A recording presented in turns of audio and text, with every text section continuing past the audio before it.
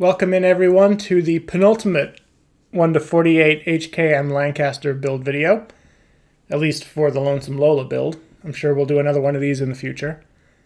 Penultimate because this is the last kind of episodic evolution of the build itself, where I will be discussing and showing what I'm doing.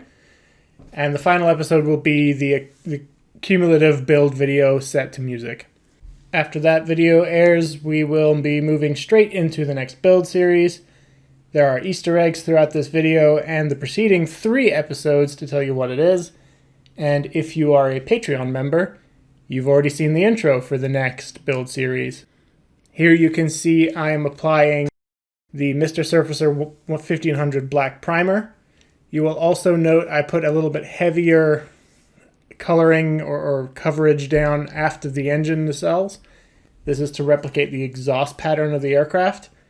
So the exhaust gases on the Lancaster do flow out of the stacks up over the top surface of the wing. So getting that really heavy shade of primer down is a good start to building that visual and that staining pattern into the paint.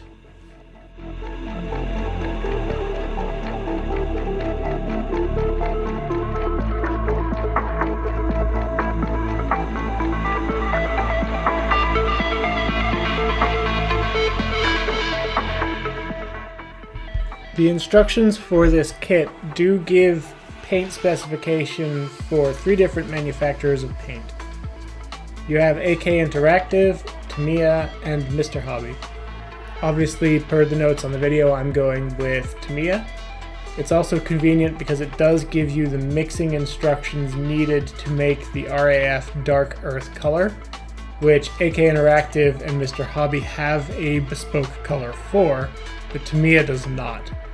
So here on screen now you can see the mix ratio that the instruction book does provide for you with Tamiya paints. And I think it's a perfect color for this build. And so as with all builds, we want to work lighter colors to darker colors with our camouflage patterns. So I'm starting with the dark green, moving into the brown, then I will move to the NATO black, which represents the underside color of the aircraft. That kept the aircraft camouflaged for its night bombing missions against the night sky. And at that point, the only way to see the aircraft is the patch of sky that suddenly doesn't have any stars in a roughly airplane shape.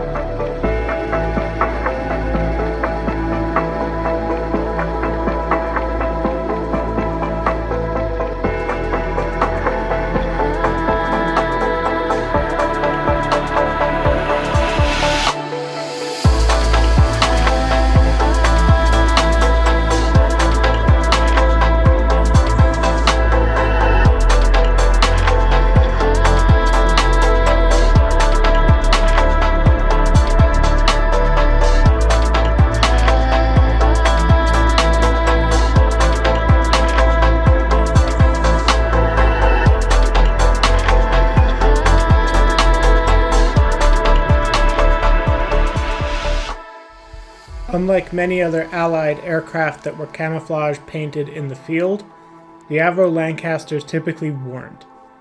They were actually camouflage painted in the factory during their initial construction. As a result, they had a lot crisper lines than some of the other aircraft the Allies used during World War II. If, like me, you find yourself with a little bit of overspray because you are using paper for your masking and you're not taping it down super well, a little bit of finer sandpaper around 2500 grit if you're feeling brave, or 3000 grit if you're feeling less brave, and just lightly scuff away at that overspray, you should be able to take it off no problem and go back to a little bit of a crisper line on your paint camouflage pattern. Moving on, we'll move to the NATO black that starts on the side of the aircraft about 2/3 of the way up the hull, and we will move down onto the lower surfaces. One thing I did not like about this kit that I meant to discuss in the previous video was the propellers. I am not a huge fan of AK not providing an option to do the paddle-bladed propeller that we all know and love on the Lancaster. Instead, the propellers provided with the kit are a more conventional propeller shape. So in the future, I do want to look into seeing if I can get an aftermarket set of paddle-bladed propellers for this kit. It shouldn't have any impact to the electronics installation because I doubt the weight will change that much, but it is a future goal for me to look into.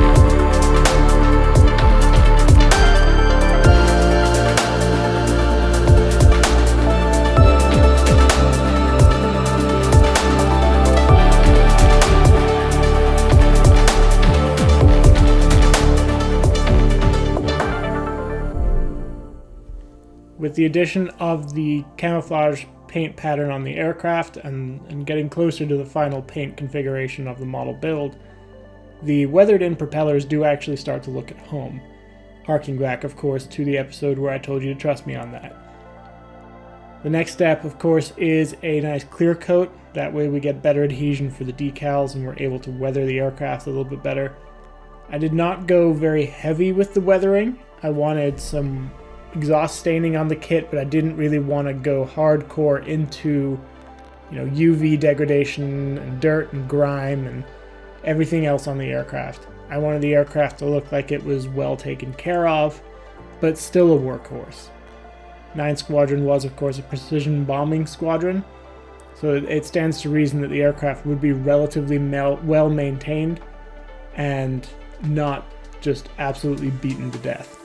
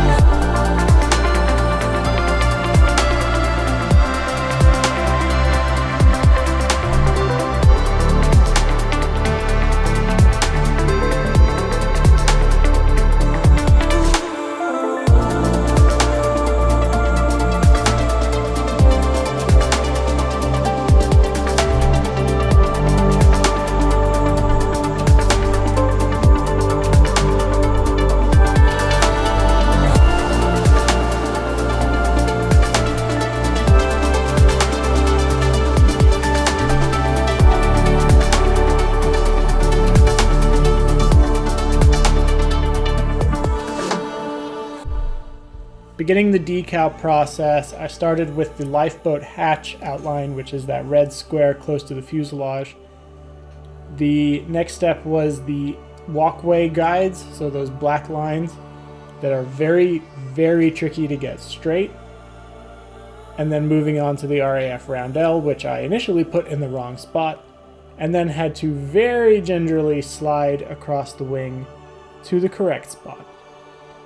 If you find yourself like me with a large decal that you have put in the wrong location, you can just dab more water on the surface, wick it underneath the decal and float it up off the surface, and that should allow you to relatively gently guide that decal into the correct location before then kind of squeegeeing and pushing it down with a cotton bud like I was doing there. A paintbrush also is your best friend here, a nice fat bristle paintbrush that you can collect a lot of water in. We're going to go continue to move around the aircraft now, adding decal after decal.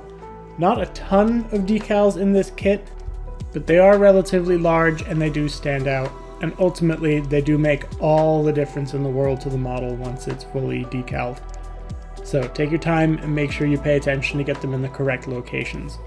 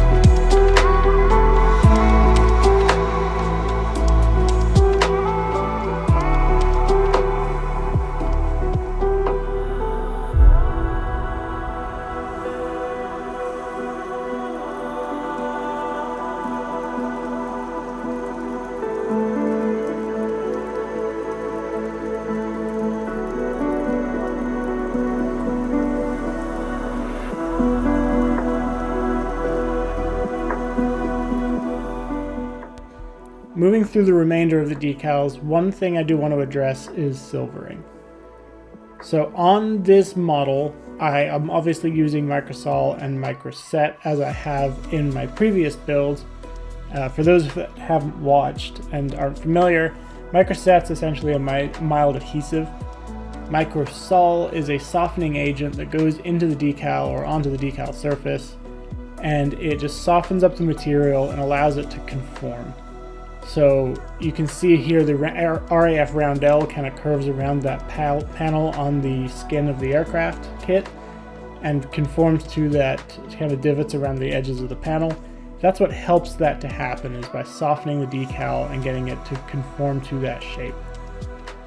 Silvering occurs when your decal doesn't fully sit on the surface. It doesn't fully adhere and rest against the surface with no space in between.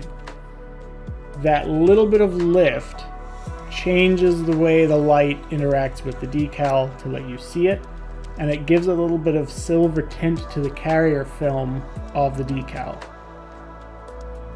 It's a difficult thing to work around, particularly like me if you're still working on how you do your painting and there's still room for improvement.